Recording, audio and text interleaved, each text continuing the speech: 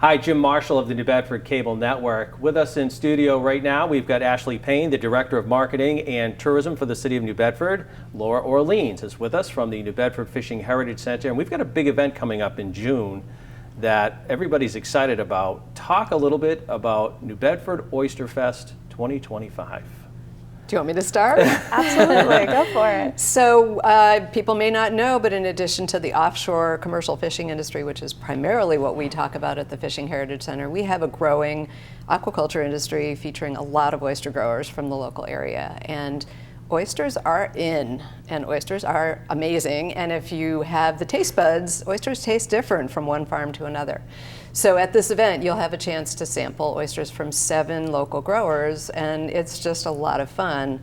You get a drink. You're down at Cisco Brewers. What could be better? Like beach fun. And then you walk away with a shucking knife so you can learn how to shuck and try that at home.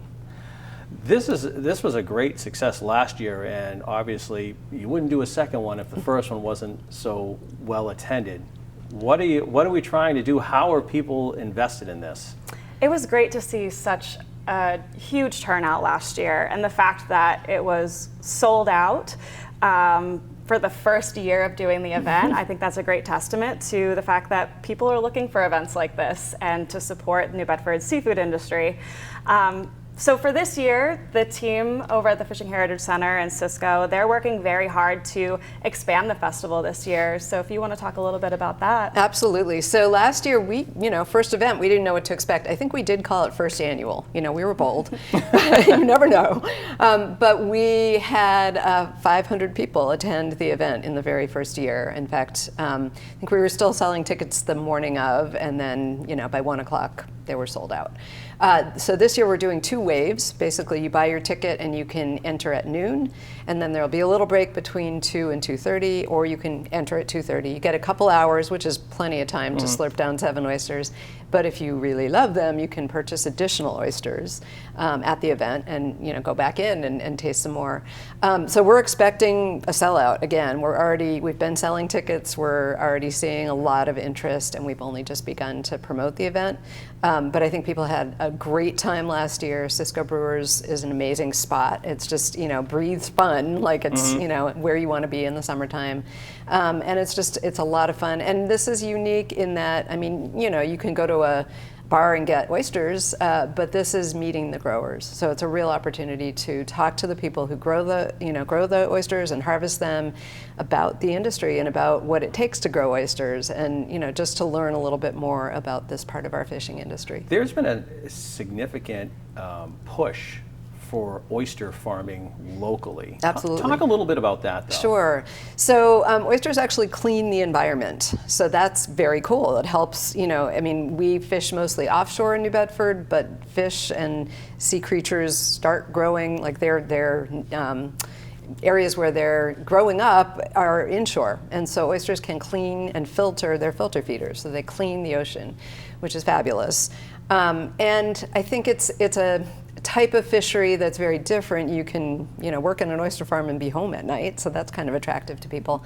Lots of women involved in the oyster farming industry, and we've got farms from all over the local area, so Fairhaven, Dartmouth, Mattapoisett, Tiverton, up in Duxbury. Island Creek is sort of maybe the most well-known oyster farm, and they've got a new facility down here in New Bedford that they opened. And I don't think people realize how, when you say local, we're talking local. Yeah, I don't think people grasp that. Absolutely. The farmer that I know the best has his place in Fairhaven, and he's been so open and helpful with us. When we have our school kids and campers, he's welcomed us onto the property to really learn all about oysters. And people will have a chance through following our social media to see a little bit of that action. We've got a young woman who is not a fan of oysters. Oh my goodness. And so she's going to go around and interview and just get a sense of these different farms, and the challenge is to try to get her to eat an oyster. I'm curious, what attracted the city and you and Cisco oysters? Just what prompted that? Yeah, my sense is that they're sort of, so oysters are an aphrodisiac, if you don't already know that, which is, that's kind of attractive. And I think they're just sort of, they're in. There's like a young, hip vibe. So what I found last year was we were attracting a whole lot of people who had A, never been to Cisco's, B, certainly never been to the Fishing Heritage Center, and they just, they're foodies. So it's kind of part of the foodie culture and the foodie scene. I don't know if I can say more than that. Because you're taking a shot. We are taking a shot. With that, saying this is the first one, we hope. And I will say Cisco has a history of doing this on Nantucket, where they get, maybe 1,000 people to show up over the course of a day for an Oysterfest. They inaugurated one in Boston after the success of New Bedford's Oysterfest, so it's kind of taking off. And they just, it's a fun summer outdoor activity, I think. It speaks to summer and just play and fun and, all that. From your standpoint, this is something that is fun because it is new. The city has so many staple events, but with this, you're trying to attract people from everywhere that may not come to New Bedford for any of the other events. That's right. And so from a marketing perspective, being able to promote this event for the Fishing Heritage Center, it really makes my job easy because it has a little bit of everything. It has a great atmosphere. You're right on the water at the fun place that is Cisco, right on the beach, basically. There's live music, there's food, there's history and education. It's also a great place to bring your kids, too. I bring my kids there all the time. They love it. So it's an event that everyone can enjoy.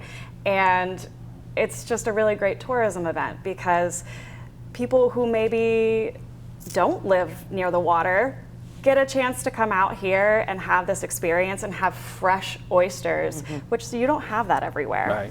Right. And that's, when you have a successful first year, the second year probably, I don't want to say it's easier, but there's already a foundation now for you to promote and at least word of mouth. They may not have come last year, but you've got word of mouth now that, hey, that event was great. There's also a dancing oyster we should mention. Yes. Made by a local artist, Sydney, I'm forgetting her last name. Sydney, she's I believe a fashion design professor at UMass. And so I had this crazy idea that we should have a dancing oyster just because it sounded fun. And with the help from the city, we were able to create that, and so we will have a dancing oyster at the event. It's just the whole thing is a lot of fun. And so give us the details. We got a couple of minutes left. Of I want to make course. sure we have the details. Yes. When is the event? So Saturday, June 7th. Tickets are already on sale. You can go to Eventbrite and just Google or search for New Bedford Oysterfest. You can also find it through Explore New Bedford's site and social media sites, and then also our Fishing Heritage Center website, as well as the Facebook page and Instagram page, and Cisco, of course. Let's not forget them.